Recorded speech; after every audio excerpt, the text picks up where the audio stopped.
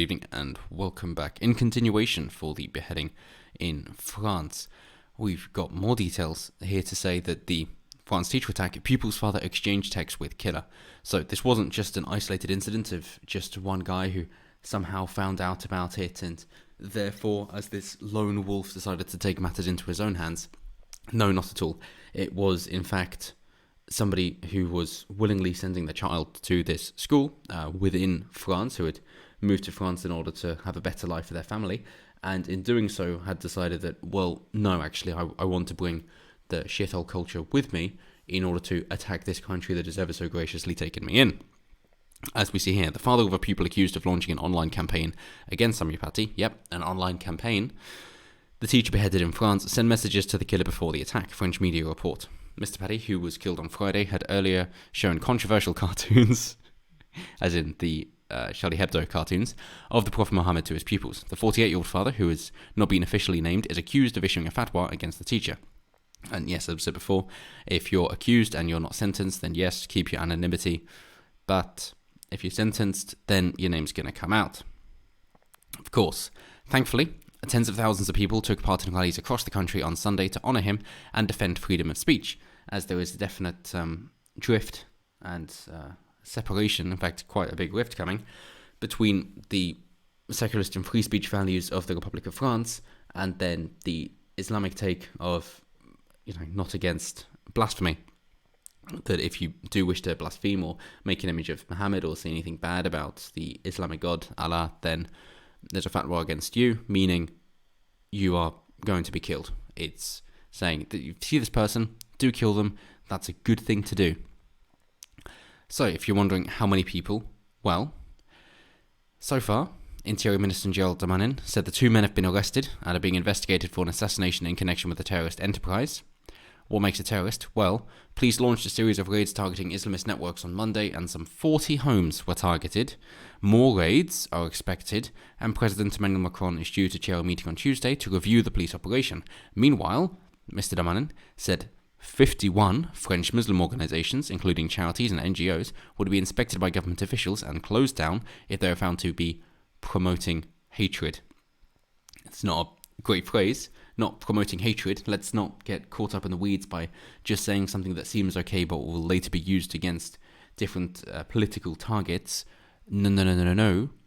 Let's go with if they're promoting terrorism, if they are inciting violence against people, if they are issuing statements of encouraging lethality against people who blaspheme.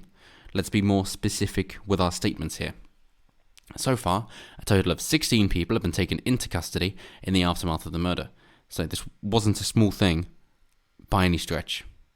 And in case you're wondering, well, okay, yeah, but you might be thinking they're underground. This isn't a big thing. This isn't what Islam is doing in France. It's not institutionalized at all. Well, on Tuesday, the French government ordered a mosque to close after it shared videos on Facebook calling for action against Mr. Paty and sharing his school's address. Yes. So, they shared the video, they promoted it to say, go take him down, and this is where you can find him as well. So, you've got the means and the motive and the opportunity right there. That is what they're putting forward.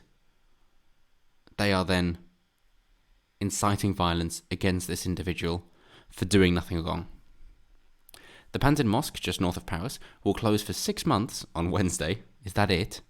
The mosque expressed regret over the videos, because you got caught, which it has deleted and condemned the teacher's killing. Bit late for that, we all know what Takia is. And that is the point, of course, that as Muhammad was in the minority under the pagans, it was all, peace and love, bro. Yeah, we're all going to look out for each other, and let's not do anything rash. Then as soon as he had enough people, his numbers had grown enough, it's like, yeah, we were lying about peace and tolerance, now we're going to die. And that is what he did, and that is what he promoted, and that is what Muslims are doing now. If a Muslim follows the Quran, then they are directly instructed to take out infidels, atheists, Jews, Christians, anyone who is not a Muslim. And of course, that includes anybody who used to be a Muslim, but no longer is, as the rule for apostasy is death. And that kind of thing has no place in any civilized society or in any country that is worthwhile and wishes to defend his people. As they go on to say, according to a recent poll, an IFOP poll, around 29% of Muslim respondents claimed that Islam is incompatible with the values of the French Republic. A sharp increase over the past few years, and among those under 25, the figure was much higher. Yes, it was much higher. Much higher than 29%. What are you thinking? Almost half of them under 25. Not quite, no. Actually, an IFOP poll finding some 74% of Muslims under 25 claiming to put their faith ahead of the French Republic. 3/4. The vast majority. Overwhelming majority. Putting the faith above the French Republic. So, if that's the new people that are supposed to be more integrated because their family have come here and other children have assimilated, that isn't working at all. More proof that multiculturalism is a failed project. Just like Angela Merkel said, I'm agreeing with her wholeheartedly, it does not work. So if you're allowing these things to go on, and if you're not stopping them at the source, which is allowing them to come in the first place, and then, of course, setting up segregated areas of which then they proliferate, they spread what the reporters here would like to call hatred, but as in terrorist ideology, as in tearing down the West, as in destroying the countries that are kind enough to take them in. If you allow that to happen, then of course this is going to continue to happen. You are going to get more terrorist attacks, you are going to get more beheadings, and you are going to get more intolerance for freedom of speech. So as they say, a growing number of people believe France's rules on secularism and freedom of speech need to change. Growing number of people. Care to say who they are? They're the Marxists and the Islamists. What strange bedfellows they make. So why was he targeted?